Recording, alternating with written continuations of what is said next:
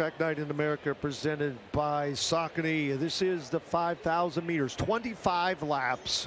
It is sort of the indoor marathon, Carson, but a very stout field on the oval for this one, including a facility record holder bumping up in distance. That is Karissa Schweizer returning to the indoor circuit, representing the Nike Swoosh Track Club. Keep in mind, their women's head coach is Diljeet Taylor as well, so I'd imagine she's going to get pretty loud, as she has for all of her BYU Cougars, former and present.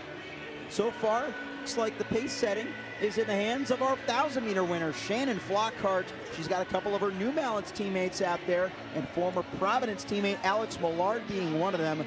Another new pro I'm excited to see, Margot Appleton, one of the fastest 1,500 milers in NCAA history, formerly at the University of Virginia.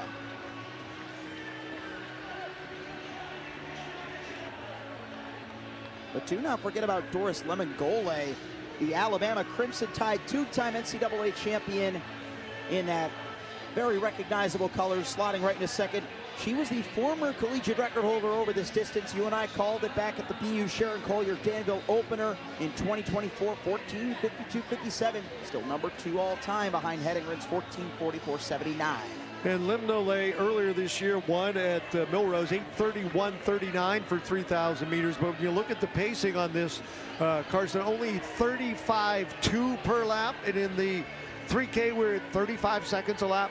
So this group is going to be cruising right along. And again, a lot of professional runners in this one, or post-collegiate, again, as Shannon Flockhart in the lead with Doris Lemngole from Alabama, a well-decorated cross-country runner and also just as good on the ovals. But another decorated cross runner is former NCAA champ Karissa Schweizer for the Missouri Tigers. She got to go watch the NCAA Nationals at her home course at Gans Creek back in the fall when Doris won. I didn't know it at the time. She was thinking she'll be racing against Doris at BU Valentine, but I do recall her saying after placing 17th at World Cross, the 4th highest American there, that she was pondering coming indoors for the first time since before COVID hit in 2020, when she ran that 8:25 facility record in the 3K. Yeah, as you mentioned, that world cross-country experience down in Florida, a lot of athletes use that as a sort of springboard toward the indoor season, that being back in January with the very unique alligator hurdles. I don't know that I really thought that was cool, but I think I was in the minority. Everybody else thought that was kind of neat. As Shannon Flockhart in the lead, Doris Lemngole, and then Karissa Schweizer again, as Carson just mentioned, set the facility record 8:25.70 at 3,000 back in 2020. 2:54 through that opening kilometer for Shannon Flockhart, just hours after a 2:37. Elsewhere in the field, though, we got a couple of other Nike pros. One of them, a recent BYU Cougar grad, Lexi Halliday-Lowry. You see her in 4th, and with the matching kit, that's Emily Venters right behind her. So the race is yet to completely break apart, but a 2:54 is a very solid opening clip kill. And Venters, somebody who has really shown some great strength over 10,000 meters. I remember seeing her out at the Stanford Invitational when she was in the collegiate ranks. As they are moving through, again, a very professional field in this one with, I believe, Lemngole is the only one on the oval was still with collegiate eligibility.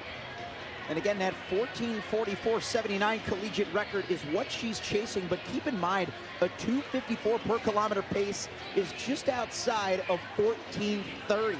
That would be significant not just for Lemngole, who you see in 2nd right now, but also Karissa Schweizer, as she could be looking to chase down Elise Cranny's indoor American record of 14:33.17. A lot of numbers at stake.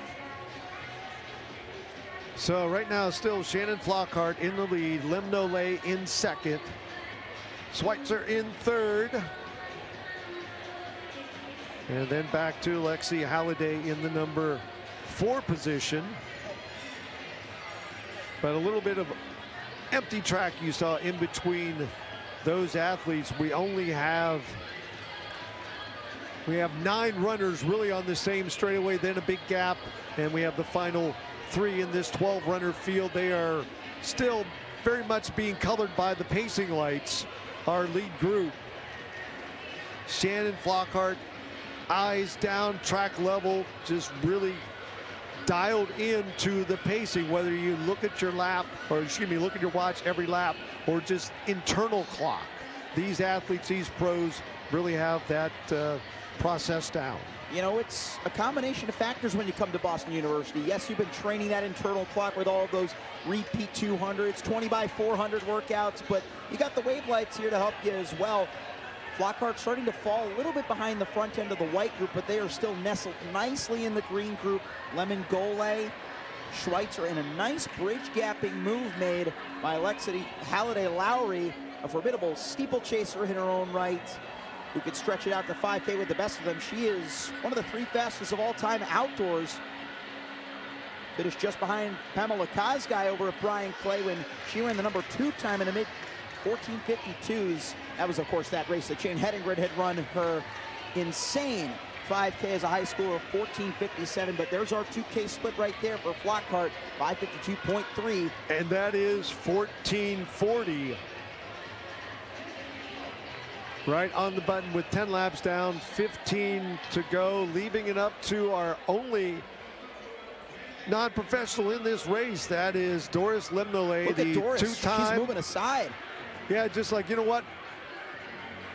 All right, so we have Nia Gibson down on the infield with Riley Chamberlain and Jane Hedengren, the 2 doublers from BYU. Nia. Yep, guys, I'm here with the BYU 2-headed monster, but yeah, they ran a mile in all-time time. You're number 1, you are now number 3, Jane, and then right after that, they paced the 3,000. Riley, I'm going to start with you.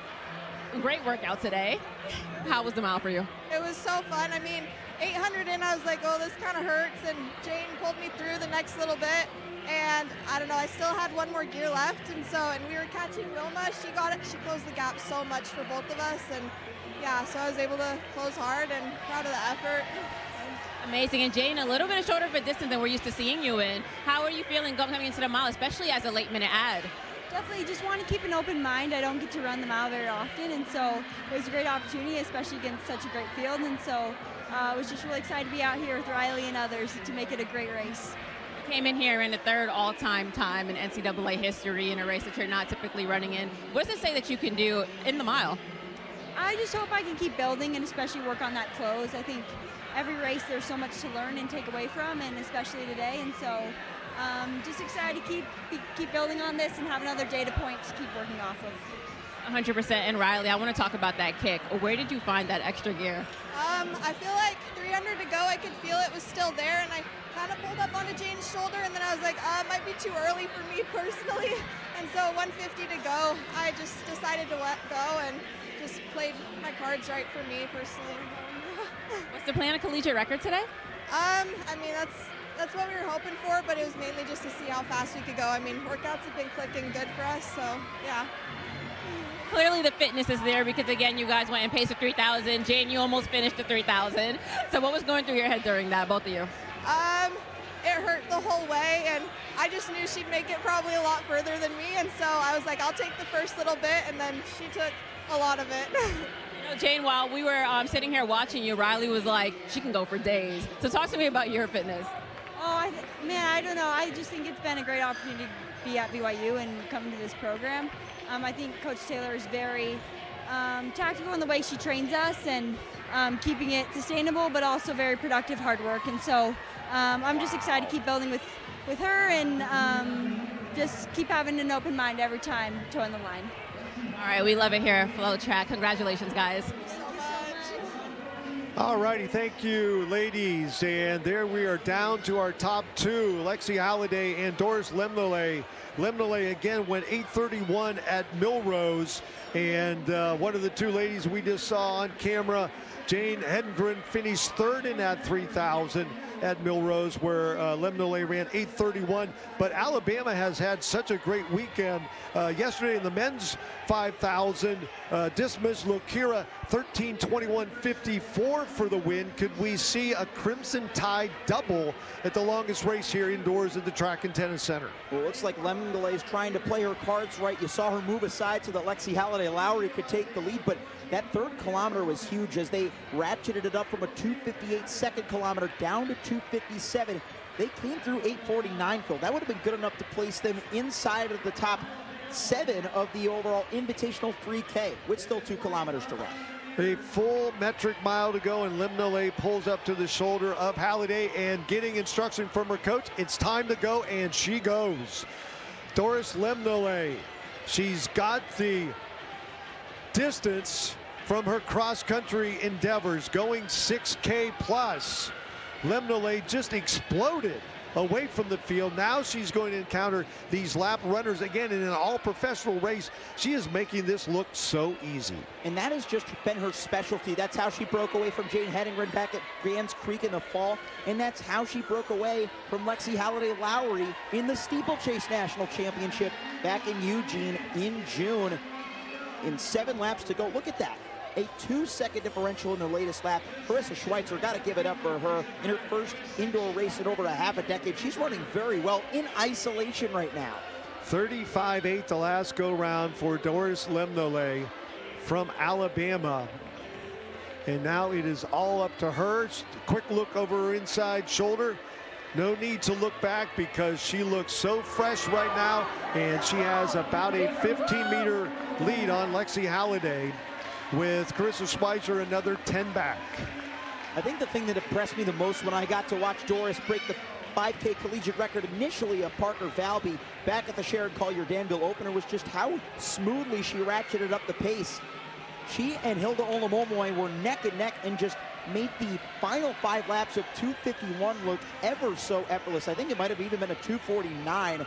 These last kilometers are often crucial. We're about to get our 4K split coming up to the line. So is that 14:44.79 at 11:50. So we need like a 2:54 to break another record. That's a pretty safe bet. That 4th kilometer, easily the most painful yet. Halliday-Lowry was doing the effective pace setting heading into it. She's still out there giving it a gritty run, but it was just outside of 3 minutes. We're gonna just have to see what kind of closing speed Lemngole's got left. She made it look so effortless, just as she has today in that 3K over at the Armory. And here with the track giving her that response back, that's what she's going to need to rely on. The lap runners will definitely play a factor into her final 800. Final 800 meters, 4 laps remaining. Her coach inside, that's Coach Nick, inside turn number 1, giving her all the motivation and guidance as far as numbers. 36.3, 2 seconds faster than Lexi Halliday, and only slightly faster than Karissa Schweizer, who's still doing a phenomenal job out all on her own. But you just look at Doris Lemngole building that gap over and over again. You can only wonder what kind of closing lap split speed she can come up with. Amazingly, she can move so fast in these closing laps without barely powering her arms. She just has such effortless form. There she is, Doris Lemngole, 36.4. She is dialed in. The Crimson Tide looking for a double in the 5,000 meters at Boston University, taking both of the premier distance races in the FloTrack Night of America presented by Saucony on Friday, and now back on Valentine's Day Saturday. Lemngole coming to start finish once again. 2 to go at 13:39. So the chase for the collegiate record is not over. It's over, rather. If you look at the current lap splits, though, it is becoming increasingly difficult despite how easy Lemngole is making it look. Again, you can attribute that to some of the early aggressive pace that she and the others were going out. And again, no faults to Flockhart. That's pure adrenaline right there, that 2:54 opening K. Lemngole still blowing away this field regardless. Doris Lemngole coming up. She's going to get the bell at 14:16, running solo for the majority of this race. but that is Karissa Schweizer closing. Are we going to see a big push by the pro? The facility record holder in 3K, can she get in the picture? There she is. Those long closes have always been her forte. That's how she won Cross Nats back in 2016. Doesn't look like she's going to catch the reigning cross champion Doris Lemngole, but a phenomenal effort by Schweizer in a return to indoor track. All right, so the Alabama Crimson Tide will double up and sweep the 5Ks here at BU 14:51. Schweizer also under 15 minutes, a gutsy performance with her return to indoor track after being #2 for the USA in the World Cross Country Championships. Phil, we have reached a unique level in our sport where we could see a 14:51 and not even be surprised. Doris Lemngole just ran the second fastest time in collegiate 5K history. Completely out of breath after that understandable effort. Those last 2Ks were really taking a toll on her, both outside of 3 minutes apiece, but still built that gap in the middle portion with that hot pace between she and Lexi Holliday-Lowry. I'd be really curious to see what Schweizer splits were, though. Oh, yeah, I mean, she had 35.9 the next to last lap, but there, again, our winner, 14:51.21. Again, we